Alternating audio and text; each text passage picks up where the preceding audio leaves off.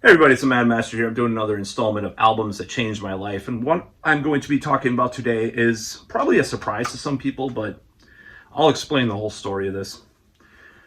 And that's Napalm Death's Death by Manipulation compilation album. And this is not the original. I bought this. This is actually pretty rare. I believe this is the original issue, but I rebought it because mine was scratched to hell. And I don't know. I think I still have the original CD, but I wanted to rebuy it because it was part of my growing up and stuff, my early adolescence.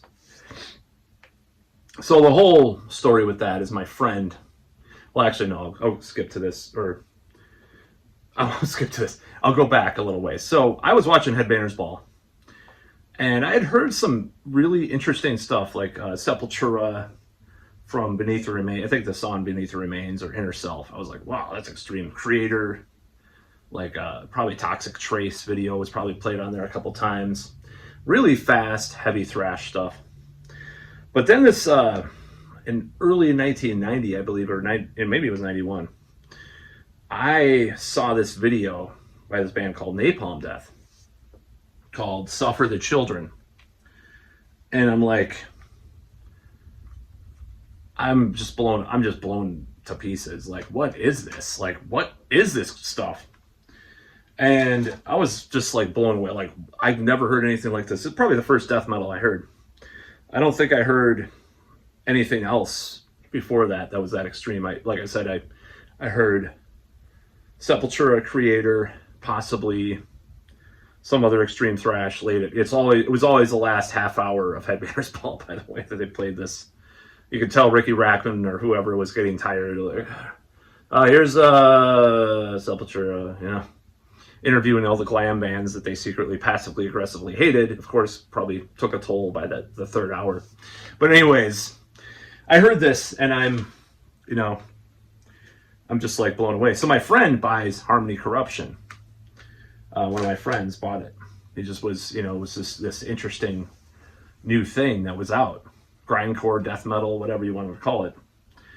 And he lent it to me, and I dubbed the tape, and I was like, and I read about the bands in magazines and stuff, and I guess they were, I read the lyrics. I'm like, they're political. I could listen to this. It's not satanic. I'm not gonna go to hell listening to it. So I started listening to it, and then the first album though, I bought on one of the first CDs I bought was this one. I listened to this a lot. And it's still one of my favorites, probably because it has a lot of, I like the additional songs. I probably like it a little bit more than Harmony Corruption. It has Lee Dorian's on the second half, which Lee Dorian and Bill Steer are on the second half. This is the Harmony Corruption era for the first half, because that's when this came out, shortly after, or I think it was after. It was like a compilation kind of thing, or around the same time. And it's these EPs that they released. So they released this, and even has this interesting song called Harmony Corruption, which is a instrumental, really creepy instrumental on here. It's kind of experimental too. So, and they have a couple death metal remakes of their grind songs, like Siege of Power, on here. Really good. Classic album.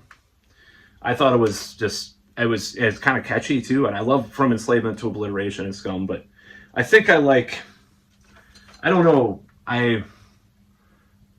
what I love Scum, and then From Enslavement I listened to a lot too, but this one is special because it was like one of the first CDs I bought, and it really solidified my love of this genre and extreme metal, because I was like, man, it just blew you away. It just blew your socks off. Like, it's like, what is this stuff? Like, this is crazy. Like, how do they get the guitars that heavy? How do they play the drums that fast? It was just so crazy. Like, I can contrast that with hearing Pantera the first time, or a little bit later, like listening to the whole album. I'm like underwhelmed because you're spoiled. It's like, let's say you have a girlfriend that like really likes, I'll use the terminology, BDs. And let's say you're like, medium length or long, or sort of long. Like she has a 12, let's say she just likes this. And this is kind of a gross, crude metaphor, or allegory. But let's say she had a guy with a 12-inch, right? And you're like only a 10-inch. That's what like listening to Pantera versus like listening to Napalm Death or Carcass in 1991, 92 was like. It's like, okay, it's heavy, but it's like kind of commercial sounding a little bit.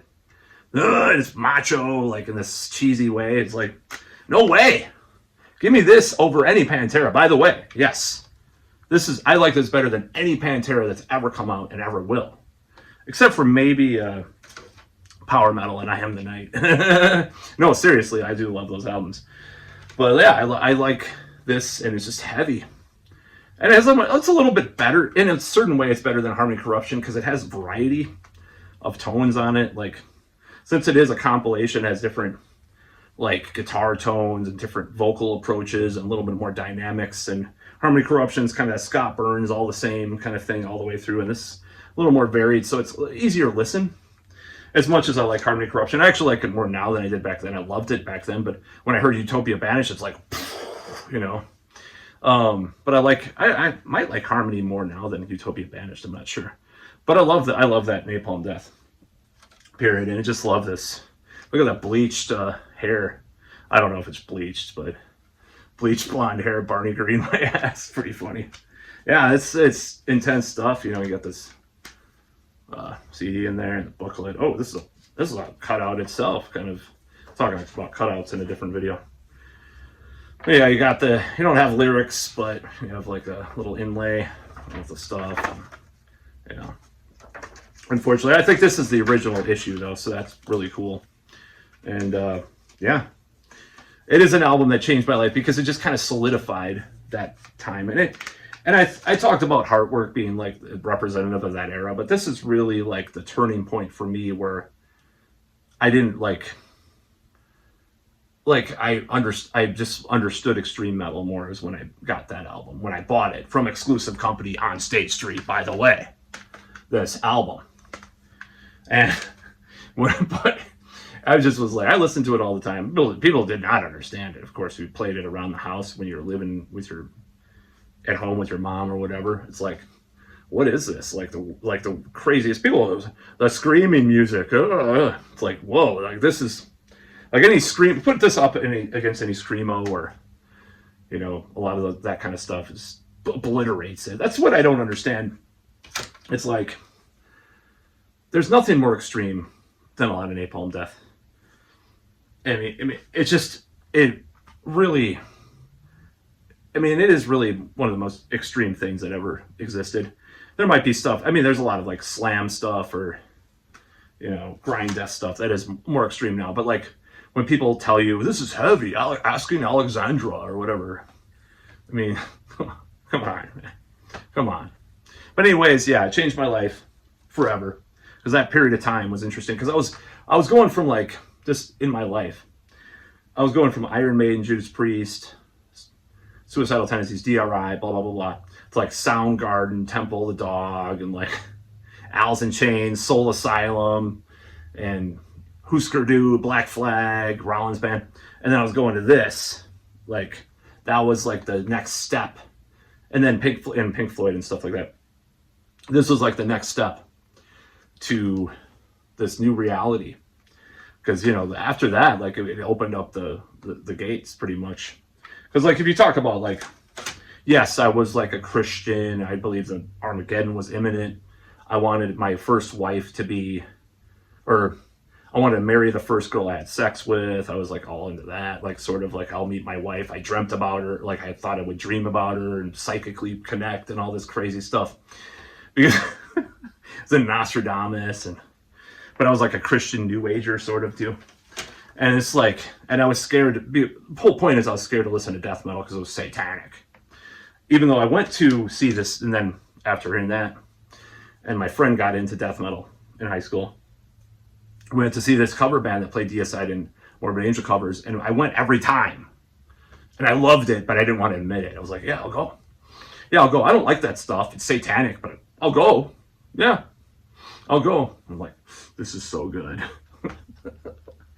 It's just such a wanker thing to say, but it's just like, my God.